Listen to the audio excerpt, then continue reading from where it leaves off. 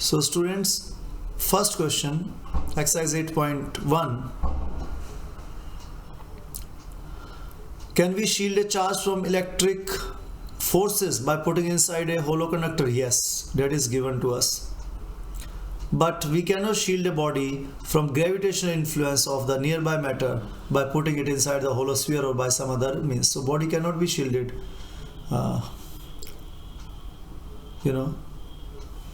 from the gravitational field or gravitational influence. So the answer is no. So the second part, an astronaut inside a small spaceship orbiting around the Earth cannot detect gravity. If the space station orbiting around the Earth has a large size, can he hope to detect gravity? So what we are talking about?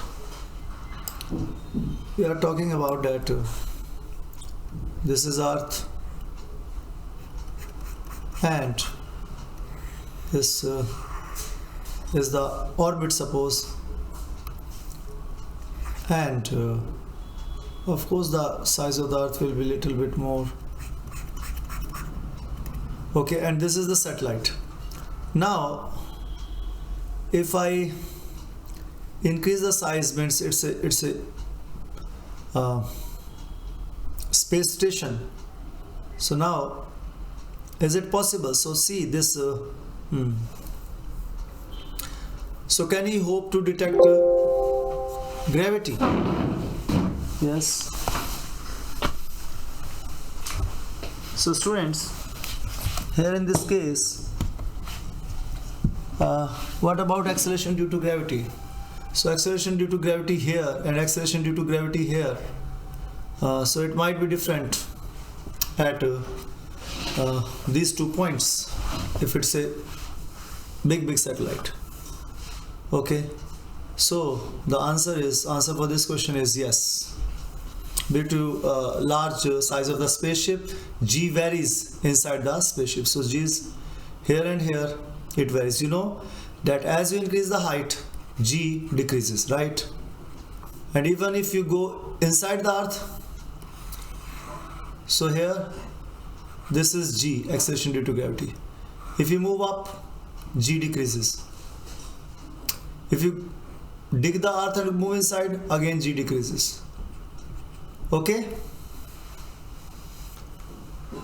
so yes, so if this is my, so if suppose here and here this is a spaceship orbiting the Earth, so yes, so G might be different at 2 points on the in the spaceship, and so the space station orbiting around the Earth, which has a large size, yes, the astronaut hope to detect the gravity, because acceleration due to gravity at these 2 places will be different. So yes, he will detect the gravity, he will be pulled towards the Earth. C point, if you compare the gravitational force on the Earth due to the Sun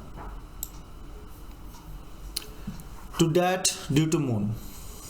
So if you compare so this is your Sun, and then you have your Earth,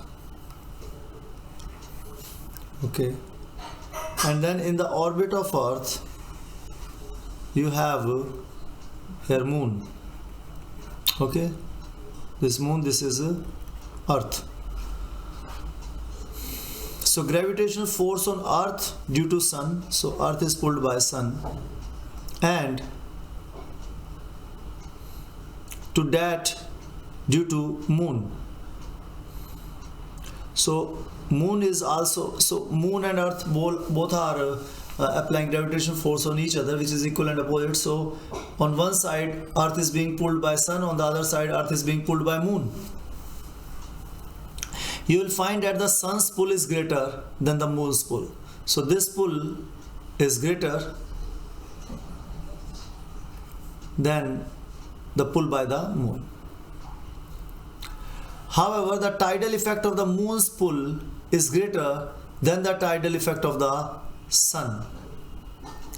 So why is it so? That the tidal effect due to moon is greater on the earth. See, we have the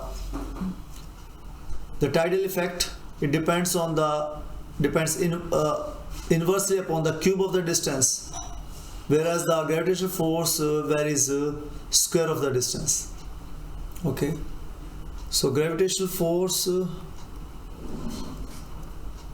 is inversely proportional to r square, that is inverse square law, whereas tidal effect, the tidal effect, low tides, high tides, is depends inversely upon the distance. Okay, so that's the reason. So distance matters a lot. Inversely, so proportional to the cube of the distance. So this distance, you need to cube it as compared to this distance. So this quantity will be more. Okay, the distance, this distance here between the center of earth and center of okay, as compared to simply. So you are multiplying this distance. Suppose this distance is 2, so it will be multiplied. See the cube effect. Suppose this is 3, so 3 into 3 into 3, 27. Okay, so that's the impact of tidal effect. So greater is the distance, less is the tidal effect. So for the sun, the distance is inversely proportional to the cube. So this distance is too much as compared to the distance between earth and moon. So that is why moon has less, so r is less, and that is why tidal effect will be more due to moon. Okay, now second question.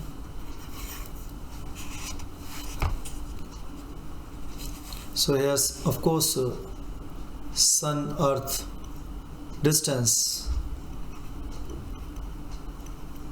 is much greater than the distance between moon and earth. Okay, now we have to choose the correct alternative.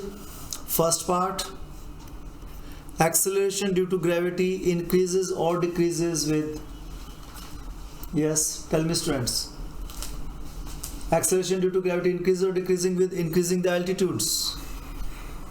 So this is the acceleration due to gravity here. What will happen if I increase the altitude? This, if I am increasing the height, yes, what will happen to the Gravity decreases. Yes, gravity decreases.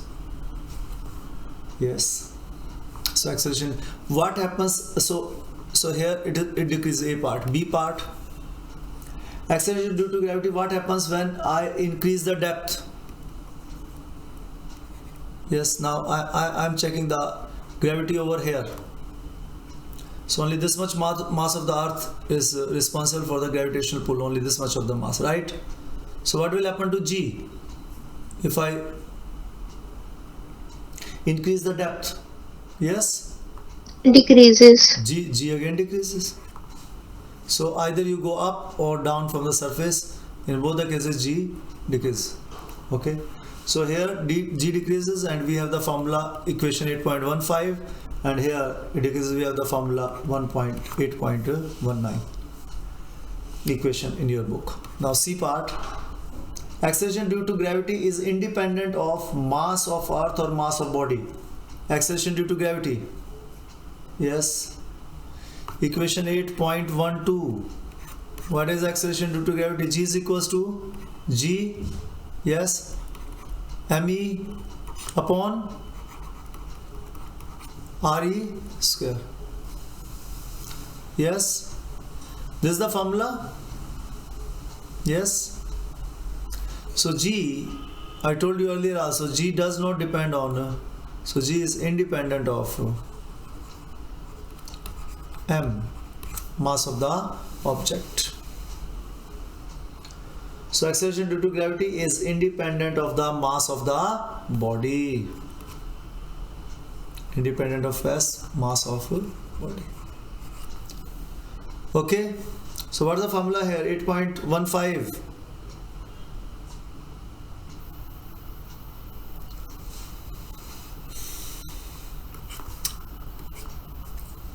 You find in your book equation 8.15. What is the equation? Tell me.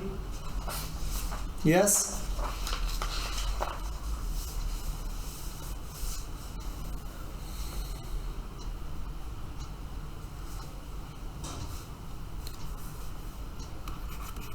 G is equals to G into 1 minus 2h upon Re. So it decreases by this factor, and here this G depends on depth, that is G into 1 minus d upon Re. So here it is decreases by this factor. So difference here it is twice that of Earth. Okay.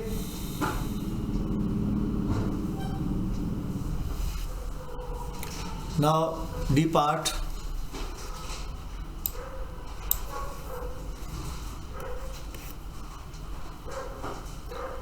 So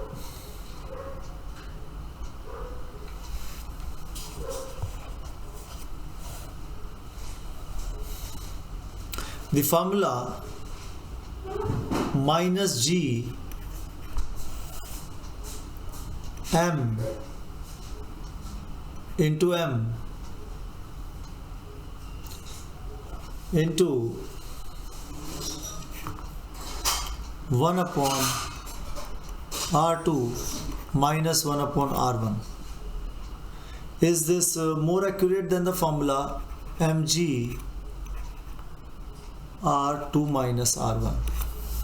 See students, the change in potential energy we have written, change in potential is equals to mg delta H, right? So we are assuming, so this is valid up to the height, so that G is constant, okay, from H1 to H2, and we are using this R, any arbitrary position. Yes, so here in this formula G varies. I discussed this with you earlier also. In this formula we are taking, because this is very near to the surface of the earth, so we are using this formula very near to the surface of earth. We are assuming that G is constant, but here in this case that's arbitrary distance. R can be here, can be here. So when this case happens, so then G is varying, okay, the value of G is not taken as a constant, and we get this formula for the change in potential energy. Okay, change in potential energy, we have this formula. Okay, so which is our equation 8.24. So which one is more accurate? This one where we are assuming that G varies, or this one where we are assuming that G does not vary? So here we are assuming G is constant, and we know that as we move up G decreases, right? So which one is more accurate? Which formula? You are treating G as constant, this is R1, and you are moving to R2 here, so R1 to R2. So this formula you have got change in potential energy if you are assuming G as a constant, right? So which one is more accurate, students? This one? G varies. G varies, yes. G varies, so this formula is more accurate. Okay.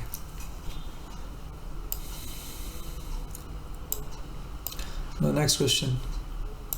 Question exercise 8.3. Okay. So what is 8.3? So suppose there existed a planet that went around the sun twice as fast as the earth. Okay, so very simple question. So can you solve this question? Yes. So suppose there exists planet that went around the sun. So that's your sun. Okay, that's your sun. And you have this orbit, and here you have your Earth. Okay, so suppose there exists a planet that went around the sun twice as fast as that of Earth. So will its orbital size be greater or smaller? Yes, its orbital size will be smaller. So let us assume it over here. So here it will the planet. So it's twice the faster.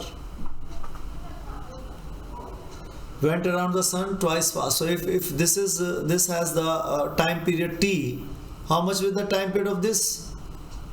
This is t by 2. So let us assume the Earth's time period is 2t. So what will be the time period of this? Twice as faster. So in time t it will complete. Huh? Yes. So what is Kepler's law of planetary motion?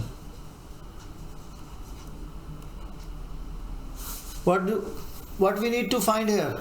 Orbital size, right? So what is the relation between time and orbital size? That is Kepler's third law.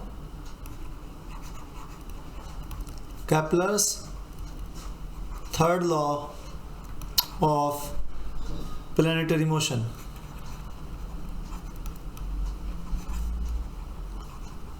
Okay, what is that law? Yes, Law of periods. yes, law of periods. Yes, what is it? Good. What is it? T square is directly proportional to r cube, right? So time period of the revolution is directly proportional to the cube of the orbital radius, right? Yes, this is your orbit size, orbital radius, and this is your time period of one revolution, time for one revolution. Is it okay, students? So what do I get for the Earth and for the other planet? So for the other planet, t square is directly proportional to the r for the other planet, and so that's equals to some, so I can write some constant over here. So that's equals to some constant. Okay, and similarly for Earth, that's equals to k constant re cube. Agree, students? Yes, this is equation 1, this is equation 2. So divide the equations. So Tp by T is 1 divided by 2. What do we get? Tp square upon Te square is equals to, so k cancels out, and I get this Rp square, Rp cube upon Re cube. Is it okay, students? So now what do we have to find? We have to find Rp. So what's this Rp equals to? So Rp cube is equals to Tp square upon Te square multiplied by Re cube.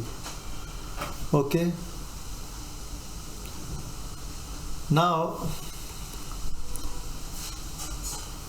so we know the value that this is given to us, that if for the Earth it is 2t, then for the planet it will be t. So for the planet it is t, and for the Earth it is 2t. Okay. So 2t square means into RE cube.